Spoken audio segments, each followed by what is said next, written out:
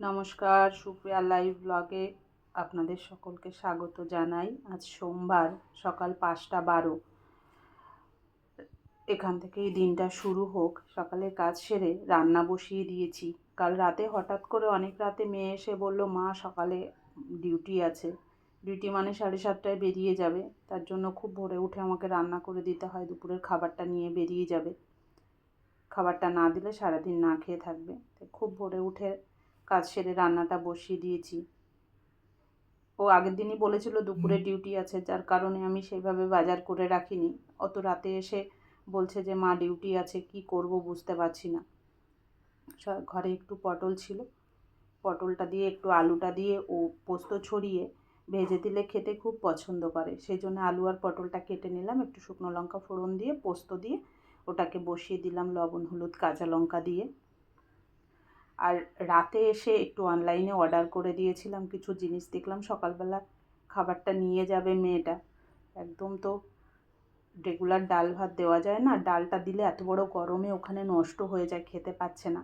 তাই বললো মা একটু পনিরটা অর্ডার করে আমি ঠিক আছে। পনিরের সাথে আরও কিছু কিছু জিনিস একটু অর্ডার করে নিয়ে আসছে। একটু টক দই আছে, আলু আছে, পেঁয়াজ আছে, শসা আছে, পনির। আর এটা মামা আর্থের একটা ফেস ওয়াশ, কালকের অর্ডারের সাথে এটা ফ্রি দিয়েছে। মেয়েটা দেখে খুব খুশি, বলছে মা দেখো একটা জিনিস ফ্রি দিয়েছে। ফ্রি মাল পেলে বাচ্চারা যে কি খুশি হয়। পটলটা বসিয়ে দিয়ে এবার আমি পনিরটাকে ওটি রেডি করে নেব। পনিরটা পরিমাণে কম, একটু খেয়ে যাবে নিয়ে যাবে। এত সকালে তো খুব ভাগে ভাগে রান্না করা সম্ভব হয় না, তাই ওই পটলটা আর পনিরটাই রান্না করব, আর কিছুই করব না। পনিরটা ছোট ছোট করে কিউব করে কেটে নেব এবং এর সাথে একটু আলুও দিয়ে দেব। এই আলুটা কালকে আমি অনলাইন থেকে আনিয়েছিলাম। এখন মানুষের কত সুবিধা হয়েছে, যত রাতই হোক না কেন একটু অর্ডার করে দিলেই বাড়িতে 10 মিনিটে ঘরে পৌঁছে যায়। মানুষের আর যত সুবিধা চাইছে তত যেন মানুষ সুবিধা পেয়ে যাচ্ছে। আলুটাকে ছাড়িয়ে নিয়ে এবার একটু পনিরের মতো করে আলুটাকে কেটে নেব।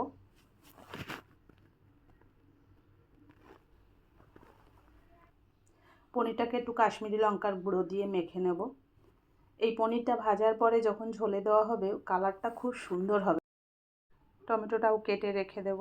ওদিকে কড়াই বসিয়ে দিয়েছি, তেলটাও গরম হয়ে গেছে। আমি আলুগুলো দিয়ে দেব। আলুর ভেতরে একটু লবণ দিয়ে এটাকে বেশ ভালো করে ভেজে তুলে নেব। আমরা মেয়েরা কেমন একটা যাযাবরের মতো, মানে কখনো স্বামী সংসারে, কখনো বাচ্চাদের জন্য, নিজের অবস্থানের কোনো ঠিকানা থাকে না। মাঝখানে এবার আমি পনিরের মশলাটা একটু করে নেব। নিচে একটু কাজু বাদাম, একটু পোস্ত, চালমগজ, আমি সবটাই গুঁড়ো করে রেখেছিলাম। গুঁড়ো করে রাখলে রান্না করতে খুব সুবিধা হয়। দিয়ে দিচ্ছি বেশ কিছুটা পরিমাণে কাঁচা লঙ্কা, যে দুটো টমেটো কেটে রেখেছিলাম সেই দুটো টমেটো, আর সাথে দেব একটু আদা। সামান্য জল দিয়ে এটাকে একটা পেস্ট বানিয়ে নেব। এটা রেডি করতে করতে আমার আলুটাও ভাজা হয়ে গেছে। এবার এই আলুটাকে আমি তুলে দেবো। বেশ লাল লাল করে ভেজে নিয়েছি, এটা তুলে দেবো। দিয়ে এবার পনিরটাকে ভেজে দেবো। এই যে কাশ্মীরি লঙ্কার গুঁড়োটা মাখিয়ে রেখেছিলাম, এবার যখন পনিরটাকে ভাজবো পনিরের কালারটাও যেমন আসবে, আবার এটা ঝোলের ওপরে দিলেও খুব সুন্দর কালার আসে। পনিরটা ভেজে এবার তুলে নেব। এর নিচে যেটুকু তেল আছে আমি এইটুকু তেলেই রান্না করব। এই তেলের ভিতর দেবো একটু তেজপাতা, দারচিনি, শুকনো লঙ্কা আর সামান্য জিরা দিয়ে এবার এটার মধ্যে একটু জল ঢেলে দেবো। যেহেতু বেসিক মশলাগুলো আমি দেবো সবই গুঁড়ো মশলা, তেলে দেওয়ার সাথে সাথে পুড়ে যাবে, তার জন্য আমি জল দিয়ে দেবো। এবার দিয়ে দেবো একটু জিরা পাউডার, একটু ধনিয়া পাউডার,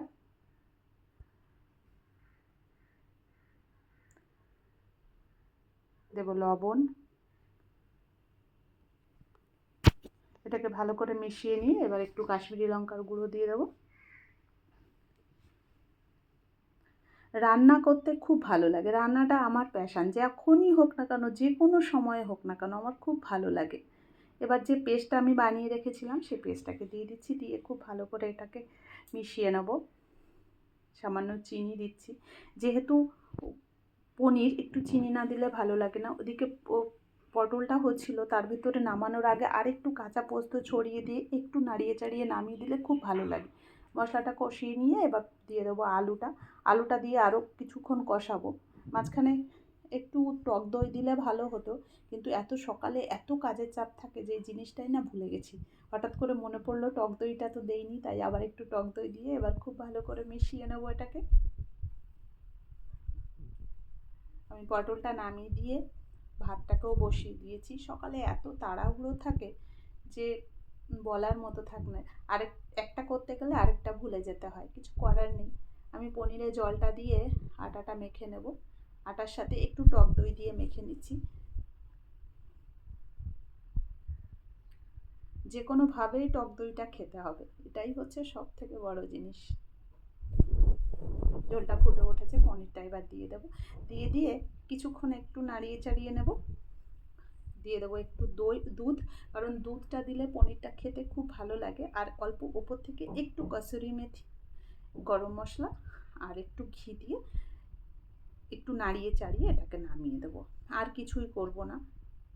পনির তো খুব উঠে পড়ো, লাগে না। ওঠো, 6:30 বেজে গেছে, দেরি হয়ে যাবে কিন্তু এখন না উঠলে।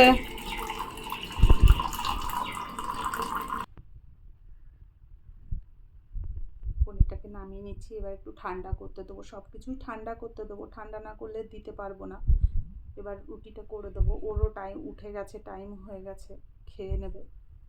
রুটিটাকে রেডি করে দেবো। সকালবেলাটা ও একদম শুধু রুটিটাই বেশি পছন্দ করে, ভাজা পোড়া খুব কম দেই।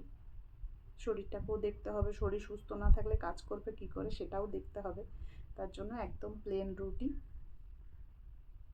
আজকে সকালে খুব বেশি কিছু করতে পারিনি, তার জন্য একটু টক দইয়ের ভেতরে একটু চাট মশলা, একটু বিট লবণ, একটু গোলমরিচের গুঁড়ো দিয়ে ওটাকে দিয়ে দেবো। আর সাথে যে পনিরটা রান্না করেছি সেই পনিরটাকে একটু দেবো, দিয়ে ওকে রুটিটা খেতে দেবো।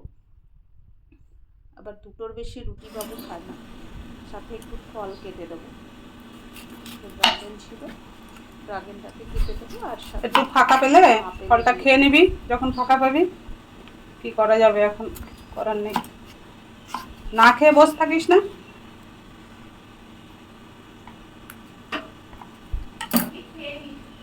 ভেতরে সাদা সাদা ড্রাগনটাই বেশি ভালো লাগে, ভেতরটাতে সাদা আছে।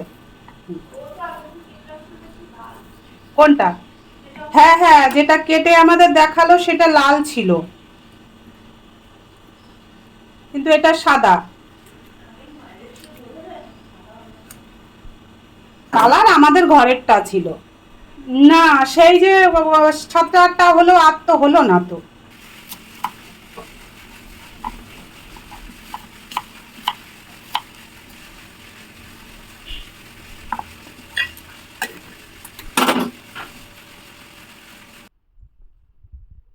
এবার টিফিনটাকে গুছিয়ে দিচ্ছি, এই খাবারটা ও খেয়ে যাবে। সকালে অনেকটা সময়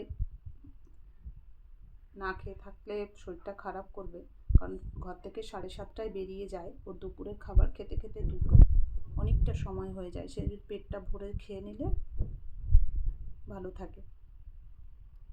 বাকি ওর দুপুরে লাঞ্চটাও প্যাক করে দিয়ে দেবো, পনিরটা, পটলটা আর ভাত, এগুলোকে রেডি করে দিয়েছি, ব্যাগ গুছিয়ে দিয়েছি। এবার এই জামাটা আমি আগের দিন পরেছিলাম, মায়ের চুড়িদার মানে তাকে পরতেই হবে, নিজে বেরিয়ে পড়েছি। সাথে একটা মন্দির আছে, মন্দিরে প্রণাম করছে।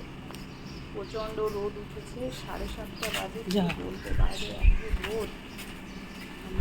আমিও চললাম ওর সাথে সাথে, ওর সাথে রোদ দেখেছিস সকালবেলায় হয়ে যায়। সকালে 7:30 বাজে, রোদের করে দরকার লাগে না, তার জন্য ওর সাথেও যাই। ও কথা বলতে বলতে চলে যেতে পারে, পুরো অনেকটা সুবিধা হয়, আমারও হাঁটাটা হয়ে যায়।